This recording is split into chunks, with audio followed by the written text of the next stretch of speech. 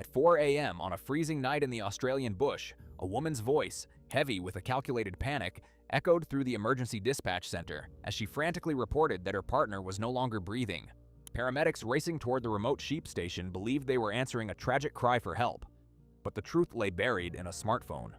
While Matthew Perry lay dying, Natasha Darcy wasn't praying for a miracle. She was calmly Googling how long it takes for a human heart to stop. Help this channel grow. Like the video, leave a comment, and subscribe for more cases. This helps us a lot. Thank you. To understand the tragedy that unfolded at the Pandora sheep station, one must first understand the man who built his life upon its rugged soil. Matthew Perry was the quintessential Australian grazier, a man of the land whose hands were calloused by decades of hard labor and whose spirit was deeply intertwined with the rolling hills of Walcha, New South Wales. Born into a respected local family, Matthew was known throughout the tight-knit community as a straight shooter.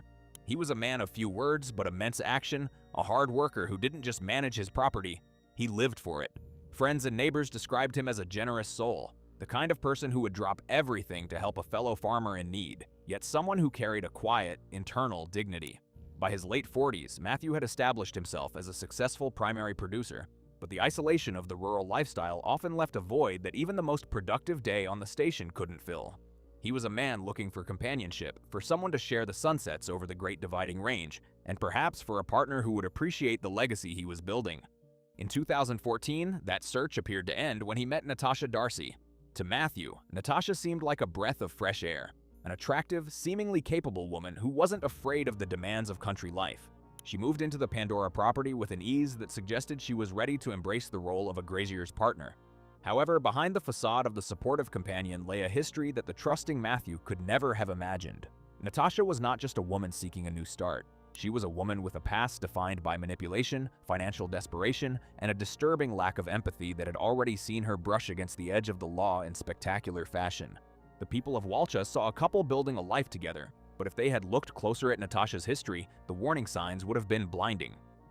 Years before she ever set foot in Walcha, Natasha had already demonstrated a penchant for what can only be described as predatory behavior. In one particularly chilling incident from her past, she had been involved in a honey trap scheme, where she used her feminine wiles to lure a man into a vulnerable position only to rob him. Even more telling was an event involving her previous husband. During a period of domestic turmoil, Natasha had drugged her then-husband and set fire to their family home while he lay unconscious inside. She had watched the flames take hold, an act of calculated destruction that resulted in her conviction for professional arson. She was a woman who saw people not as individuals with feelings, but as obstacles to be removed or assets to be liquidated. By the time she met Matthew, Natasha was a convicted criminal who had learned how to sharpen her mask. She knew how to play the part of the devoted lover while simultaneously scanning her environment for the next opportunity. She didn't just want a relationship, she wanted security.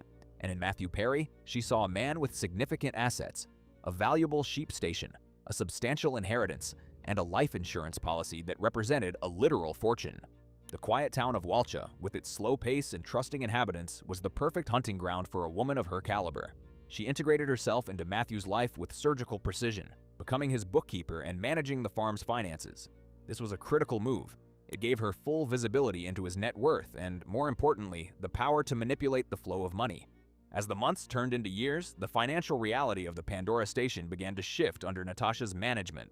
While Matthew was out in the paddocks tending to his flock, Natasha was behind a computer screen, watching the balances fluctuate and feeling the walls of her own financial dissatisfaction closing in. She wasn't content with the slow, steady growth of a primary producer's life. She wanted more, and she wanted it immediately. The community of Walcha noticed that Matthew seemed more stressed, more withdrawn, but they attributed it to the pressures of farming in a volatile climate. They had no idea that the real drought was happening inside his own home, a psychological and financial erosion orchestrated by the woman he shared his bed with. Natasha's previous successes with fire and sedatives had taught her a dangerous lesson, that with enough planning, she could escape the consequences of her actions.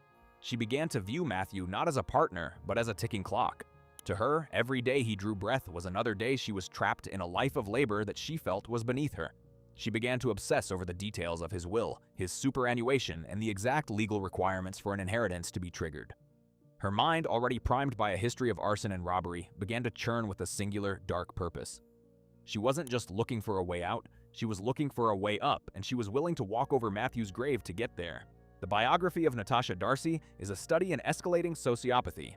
She didn't become a monster overnight. She was a predator who had spent years testing the boundaries of what she could get away with. From the honey trap robberies to the drugging and burning of her previous husband's house, her life was a trail of broken people and charred remains. When she arrived in Walcha, she wasn't looking for love. She was looking for a final score. Matthew Perry, with his big heart and his valuable land, was simply the next target on a list that Natasha had been writing for a very long time. As the winter of 2017 approached, the quiet grazier had no idea that the woman he loved was no longer researching sheep breeds or wool prices. She was meticulously studying the mechanics of death. The integration of Natasha Darcy into the life of Matthew Perry was not a sudden explosion, but a slow, methodical osmosis. When she first arrived at the Pandora sheep station, she presented herself as a woman who had finally found her sanctuary. To the locals in Walcha, a town where your reputation is often inherited through generations, she was an enigma, but one they were willing to accept because of their deep respect for Matthew. They saw him smile more. They saw the farmhouse, once a bachelor's utilitarian dwelling, begin to take on the touches of a shared home. But within the walls of that farmhouse, the atmosphere was far from the pastoral ideal the community imagined. The relationship was built on a foundation of profound inequality, where Matthew's openness was met with Natasha's ironclad secrecy. As they settled into a routine, Natasha made it her priority to become indispensable to the operation of the station. She didn't just want to be the woman who lived there, she wanted to be the one who controlled the gears. She convinced Matthew to let her handle the bookkeeping, a task he found tedious and secondary to the physical demands of managing thousands of sheep across a sprawling, rugged terrain. This was the moment the trap was truly set. By taking over the ledgers, Natasha gained a panoramic view of Matthew's financial world. She saw the value of the land, estimated at roughly $3.5 million, the livestock assets, and the various insurance policies designed to protect the legacy of the Perry name. But she also saw something that frustrated her predatory instincts. Matthew was land-rich but cash-poor. In the world of Australian agriculture, wealth is often tied up in the dirt and the wool, accessible only through years of grueling work or the finality of a sale. For Natasha, the prospect of waiting decades for a steady trickle of income was an unbearable sentence. The financial tension began to simmer beneath the surface of their daily lives. Natasha had a taste for a lifestyle that the Pandora station simply could not provide in its current state. She wanted the luxury, the travel, and the status that she believed she deserved, and she grew increasingly resentful of the drudgery of farm life. She began to view the sheep, the fences, and even the very soil as obstacles standing between her and the millions of dollars locked within the estate. This resentment manifested in a subtle psychological erosion of Matthew's confidence. She started to suggest that the farm was failing, that the debt was insurmountable, and that he was struggling to keep his head above water. It was a classic gaslighting technique, designed to make Matthew feel dependent on her superior management of the books. To the outside world, Natasha played the role of the hard-working partner to perfection. She was seen at local events, nodding at the right times, and projecting the image of a woman who was the backbone of the Perry operation. But her social standing was a carefully constructed mask. In a small town like Walcha, gossip is the primary currency, and Natasha knew she had to remain above suspicion. She made sure to mention how stressed Matthew was to friends and neighbors, planting the seeds of a narrative that would later serve her dark purposes. She spoke of his supposed dark moods and his inability to cope with the pressures of the station. She wasn't just managing the farm, she was managing the community's perception of Matthew's mental health, creating a trail of breadcrumbs that led toward a tragic conclusion she had already scripted. As the desperation for the inheritance grew, Natasha's behavior became more erratic within the privacy of the home. She was a woman living two lives. In one, she was the bookkeeper and partner. In the other, she was a digital ghost, spending hours on the internet exploring the boundaries of the perfect crime. It was during this period that her research began to shift from financial management to the macabre. She didn't just want Matthew gone, she wanted him gone in a way that left her as the undisputed, grieving beneficiary of everything he had spent his life building. She began to look at his will with the eyes of a forger, looking for ways to ensure that his family, the Perrys who had lived on that land for generations, would be left with nothing while she walked away with the millions. Matthew, for his part, remained largely oblivious to the depth of the malice sitting across from him at the dinner table. He was a man who believed in the best of people, a trait that Natasha exploited with chilling efficiency. He saw her frustrations as a byproduct of the difficult life they led and tried to compensate by working harder, unaware that his every effort only increased the value of the prize Natasha was waiting to claim. The physical isolation of the Pandora station played into her hands. Miles from the nearest neighbor, the farmhouse became a private theater where she could practice her deceptions without fear of interruption. The silence of the bush, which Matthew found peaceful, was for Natasha a protective shroud. The relationship eventually reached a breaking point, not through a loud argument, but through Natasha's internal realization that Matthew would never sell the land or give her the immediate liquid wealth she craved. He was too tied to the soil, too loyal to his heritage. In her mind, he became a dead asset. The dynamic shifted from manipulation to execution. She began to refine her plan, looking for a way to make his death look like his own choice. A tragic end for a depressed farmer who couldn't handle the weight of his world. This was the ultimate betrayal. She didn't just plan to take his life, she planned to take his reputation, leaving his family to mourn a man who had supposedly given up while she pocketed the proceeds of his supposed failure. By the middle of 2017, the financial pressure on Natasha reached a fever pitch. Her own debts were mounting, and the promise of the $3.5 million estate was the only exit strategy she would accept. The widow of Walcha was no longer a nickname given by the press.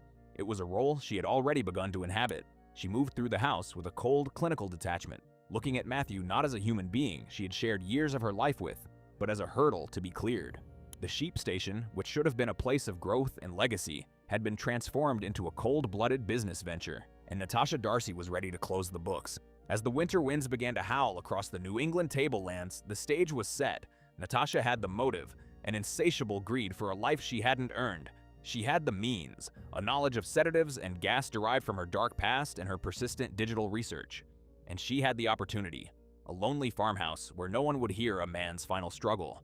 The community of Walcha continued to go about its business, unaware that one of its most respected sons was living in the shadow of a woman who had already spent his inheritance in her mind. The dynamic of their relationship had reached its final lethal equilibrium. A trusting man, a predatory woman, and a millions of dollars legacy that only one of them would survive to see.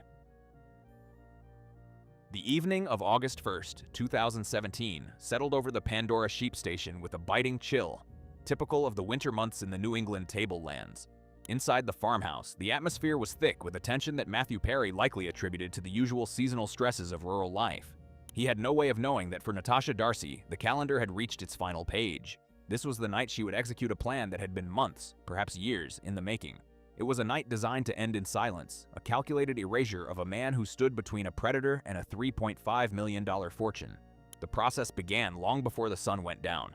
Throughout the afternoon, Natasha had been moving through the house with a purposeful, clinical energy. Her digital footprint from that day reveals a woman obsessed with the mechanics of a painless death. She wasn't looking for a quick, violent end that would immediately scream foul play. She was looking for a quiet exit that she could frame as a choice made by a broken man. Her search history was a roadmap of malice, undetectable poisons, lethal doses of sedatives, and most tellingly, how to use an LPG cylinder for suicide. She was preparing a cocktail of chemical and gas that would leave Matthew helpless in his own bed. As the couple sat down for their final dinner together, the betrayal was already in motion.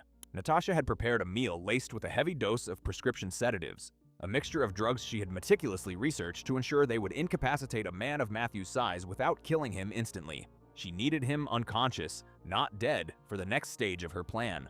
As Matthew ate, he likely felt a sudden, overwhelming wave of fatigue.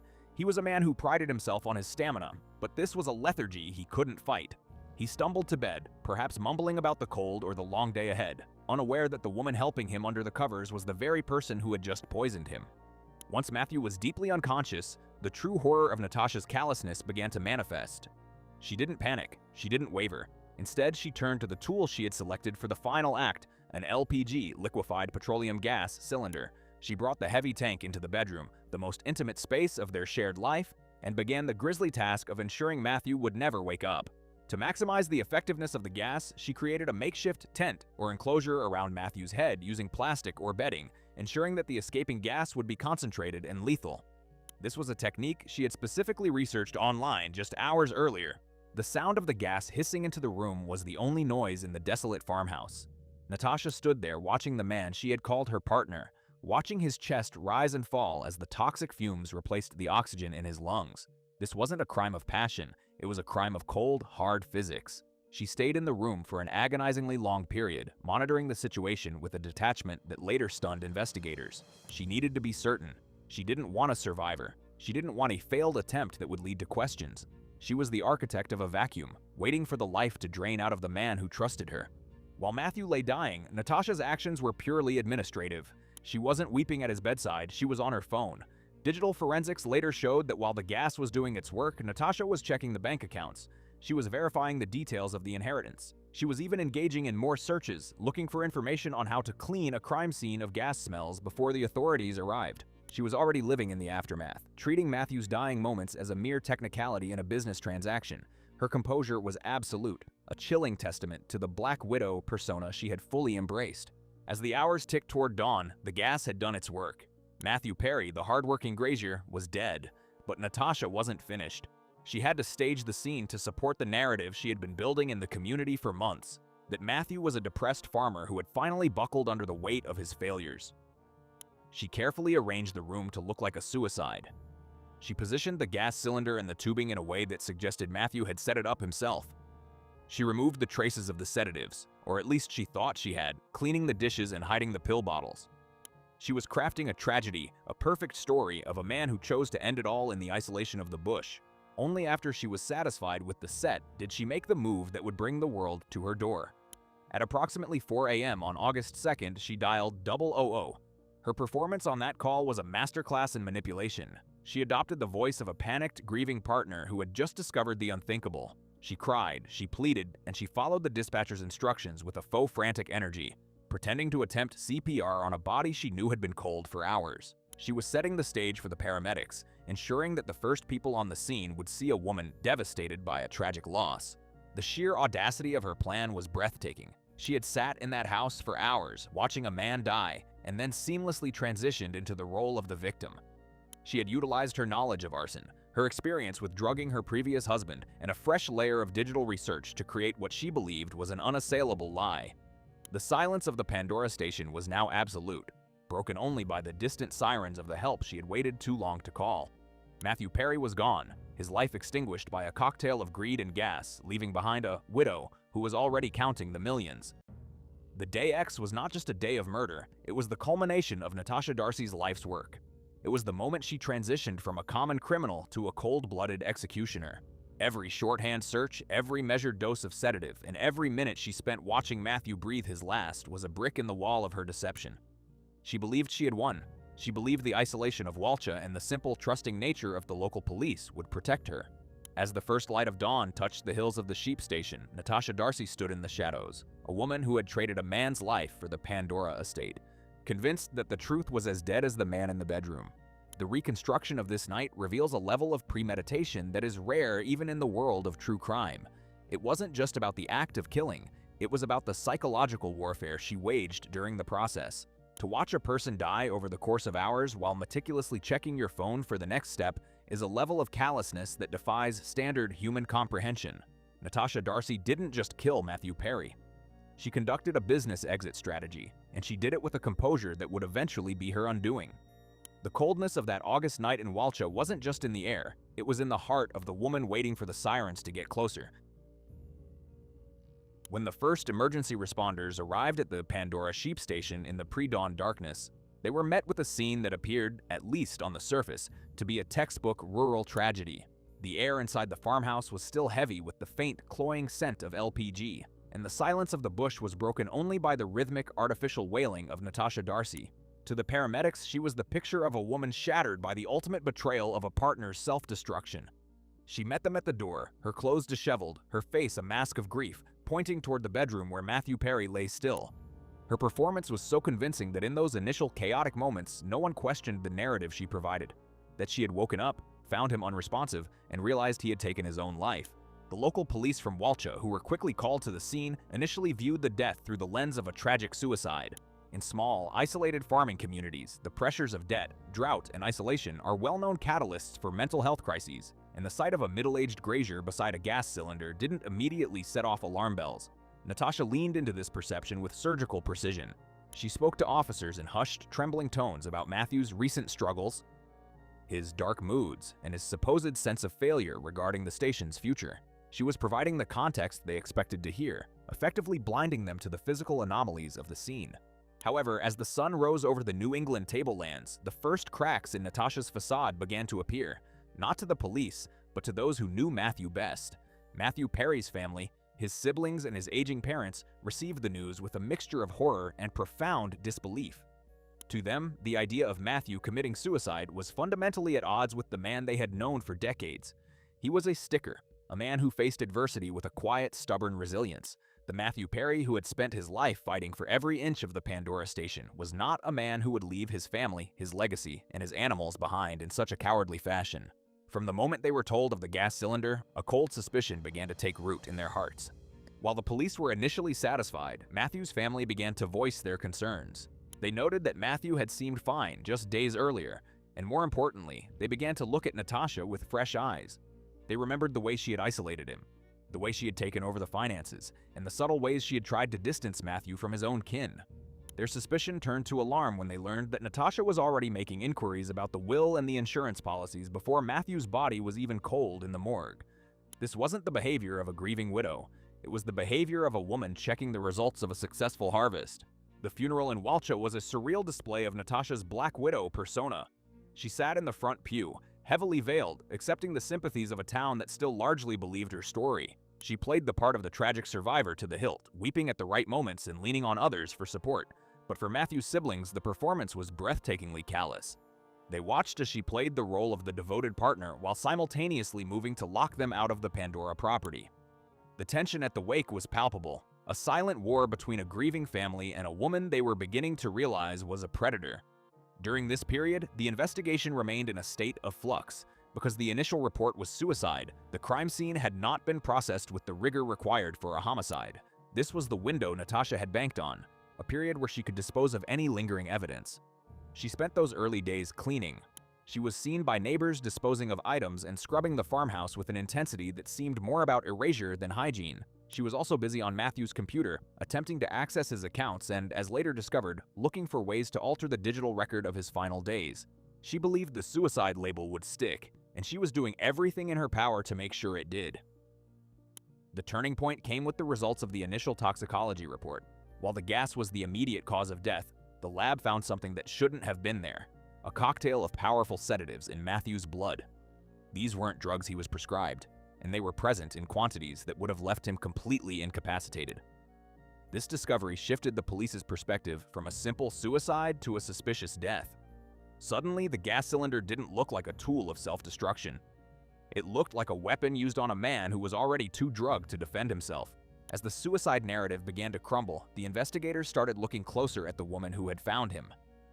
They began to dig into Natasha's past, and what they found was chilling. The honey trap robberies and the house fire involving her previous husband suddenly became the most relevant facts in the case. They realized they weren't dealing with a grieving widow in Walcha. They were dealing with a seasoned criminal with a history of using drugs and fire to solve her financial problems. The community's perception began to shift as the rumors of her past circulated through the town's cafes and pubs. The widow of Walcha was no longer a sympathetic figure. She was becoming a person of extreme interest. Natasha, sensing the shift in the wind, didn't flee. Instead, she doubled down. She began to claim that she had helped Matthew end his life, attempting to pivot toward a defense of assisted suicide or mercy killing. She argued that he was in so much pain and so depressed that she couldn't bear to see him suffer any longer. It was a desperate attempt to explain away the sedatives and the gas while still maintaining her devoted partner status. But this new lie only served to confirm the police's suspicions. A woman who truly wanted to help a partner wouldn't have spent hours on Google researching undetectable poisons while he lay dying. The aftermath of Matthew's death was a period of slow, agonizing revelation. For the Perry family, it was a time of mourning, compounded by a fight for justice. For the police, it was the beginning of a digital and a forensic deep dive that would eventually expose the full extent of Natasha's malice. And for Natasha Darcy, it was a time of frantic management, as she realized that the simple, trusting town of Walcha wasn't as easy to manipulate as she had first thought.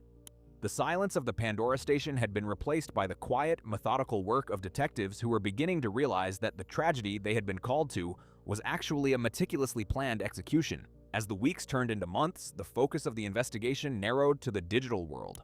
The search for the truth moved from the rugged paddocks of the sheep station to the cold, hard data of Natasha's devices. The disappearance of the truth was only temporary. The trail she had left in the digital ether was about to become the rope that would hang her. The initial aftermath ended with Natasha Darcy's arrest, a moment that brought a grim sense of relief to the Perry family and a shock to the town of Walcha. The Black Widow had finally been caught in her own web, and the millions of dollars she had killed for were now the very thing that would ensure she spent the rest of her life in a different kind of isolation. The investigation into the death of Matthew Perry transformed from a routine rural inquest into a landmark forensic deep dive, centered almost entirely on the digital ghost left behind by Natasha Darcy. While the physical evidence at the Pandora Sheep Station was initially compromised by the assumption of suicide, the digital evidence was immutable, preserved in the cold, binary memory of her smartphone and computer. Detectives from the New South Wales Homicide Squad, joining forces with local officers, began a methodical extraction of data that would eventually paint a picture of a woman whose every waking hour was dedicated to the planning of a homicide. It was a trail of breadcrumbs that stretched back months before Matthew's heart stopped, revealing a level of premeditation that left seasoned investigators speechless. The first major breakthrough came from Darcy's Google search history. While she had played the part of the grieving, supportive partner in public, her private digital life was a catalog of death. Investigators discovered that between May and August 2017, Darcy had conducted hundreds of searches related to painless ways to kill. The queries were chillingly specific: undetectable poisons, how to kill someone while they sleep, and how much insulin is needed to kill a person. She had even researched poisonous mushrooms in Australia, looking for a way to make Matthew's death appear like an accidental foraging mistake. Each search was a window into her shifting tactics as she looked for the most foolproof method to secure her inheritance. The discovery of her research into LPG, liquefied petroleum gas, was the final nail in the coffin of her suicide narrative. Detectives found that just days before Matthew died, Darcy had spent hours reading about carbon monoxide poisoning and the mechanics of using gas cylinders in enclosed spaces. She had looked for information on how long it takes for a person to die from gas, and can gas be detected in an autopsy. This wasn't the behavior of a woman concerned about her partner's mental health. It was the behavior of an assassin refining her weapon. The digital forensics showed that on the very night Matthew lay dying, Darcy was back on her phone, not calling for an ambulance but looking for information on how to clear gas from a room and how to stage a suicide. As the digital evidence mounted, the police began to investigate Darcy's financial motives with renewed vigor. They found that she had been living far beyond her means, accumulating significant secret debts that Matthew knew nothing about. Even more damning was the discovery that she had attempted to forge Matthew's will just weeks before his death.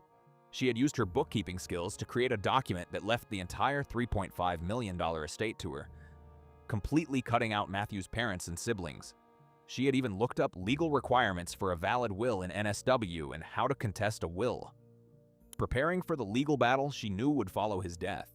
The motive was no longer a theory. It was a documented obsession with liquidating Matthew's life for her own gain. The red herrings Darcy had planted during the initial aftermath were systematically dismantled by the investigative team. She had told neighbors and police that Matthew was depressed, but his medical records showed no such history. In fact, he had recently made plans for the upcoming lambing season and had discussed future investments with his accountant. He was a man with everything to live for. Detectives also interviewed his close friends, who described Matthew as being in good spirits in the weeks leading up to the incident. The depressed farmer narrative was exposed as a complete fabrication, a psychological shroud Darcy had woven to cover her tracks. The investigation then turned to Darcy's previous criminal history, which provided the essential context for her current actions. Detectives traveled back to the sites of her earlier crimes, interviewing the victims of her honey trap robberies and the husband whose house she had burned down. They found a consistent pattern. Darcy would use sedatives, often crushed into food or drink, to incapacitate her targets before striking. This signature perfectly matched the toxicology reports from Matthew's autopsy, which showed high levels of sedatives in his system that matched those Darcy had recently researched online. She was a repeat offender who had simply escalated her methods for a bigger payday. One of the most revealing aspects of the investigation was the timeline of Darcy's 000 call. Digital forensics proved that she had waited several hours after Matthew had likely stopped breathing before placing the call. During those hours, she wasn't panicking, she was busy. She was cleaning the house, deleting search histories unsuccessfully, and making final adjustments to the scene. The panicked voice the dispatcher heard at 4 a.m. was a performance practiced while her partner's body was still warm. The cold-blooded nature of this delay was a key point for the prosecution, as it proved she had no intention of saving him. She only wanted to be seen as the one who tried. Detectives also uncovered Darcy's attempts to manipulate witnesses even after her initial questioning. She had sent messages to friends trying to reinforce the idea that Matthew was suicidal, and she had even tried to convince one of Matthew's farmhands to say he had seen Matthew looking down. These attempts backfired, as the farmhand instead told police that Darcy had been acting strangely and seemed overly focused on the money. The community of Walcha, initially trusting, began to turn against her as the details of the police's findings leaked out. The widow of Walcha was becoming a pariah, and the walls of the investigation were closing in. The final piece of the puzzle was the recovery of deleted files from Darcy's computer. Although she thought she had erased her tracks, forensic experts were able to recover a draft of a letter she had written, ostensibly from Matthew, apologizing for his suicide. The metadata on the file showed it had been created by Darcy herself days before the murder. This was the ultimate proof of premeditation. She had written his suicide note for him before he was even dead. This discovery effectively ended any remaining doubt about her guilt. By the time the investigation concluded, the police had amassed a mountain of evidence that was as diverse as it was damning. They had the digital murder manual in her search history, the financial desperation in her bank records, the forensic evidence of drugging and gassing, and the psychological history of a career criminal. Natasha Darcy had tried to commit the perfect murder in the isolation of the Australian bush, but she had forgotten that in the modern world, the most dangerous witnesses aren't people. They are the devices we carry in our pockets. The investigation into the widow of Walcha became a masterclass in how technology can strip away the mask of a sociopath, leaving the truth bare for all to see. The digital evidence proved insurmountable. The jury was shown her search history, the murder manual she had compiled, which included queries about lethal sedatives and LPG gas just days before the incident. The discovery of the forged will and the pre-written suicide note exposed the true motive, an insatiable greed for the $3.5 million estate. In June 2021, the jury returned a unanimous verdict of guilty. At her sentencing in 2023, Justice Julia Lonergan did not hold back, describing Darcy's actions as breathtakingly callous and purely motivated by greed. The judge noted that Darcy had watched Matthew die for hours, prioritizing her own financial gain over his life, and had systematically tried to smear his reputation after his death to cover her tracks. Natasha Darcy was sentenced to 40 years in prison, with a non-parole period of 30 years. This means the widow of Walcha will be well into her 70s before she is even eligible to breathe the air of freedom again. For the Perry family, the sentence brought a sense of grim justice, finally clearing Matthew's name of the stigma of suicide and exposing the predator who had invaded their lives. The Pandora Sheep Station remains a place of quiet beauty, but its history is forever scarred by the woman who viewed its soil as a ledger for murder. The town of Walcha has reclaimed Matthew Perry's memory, remembering him not as the broken man Natasha Darcy tried to invent, but as the resilient, hard-working grazier who loved his land. The widow of Walcha now sits in a prison cell, a fitting end for a predator whose digital footprint proved that while she could forge a will, she could never outrun the truth. If you are finished watching, you're a real true crime fan. Subscribe to the channel and give this video a like. See you in the next video.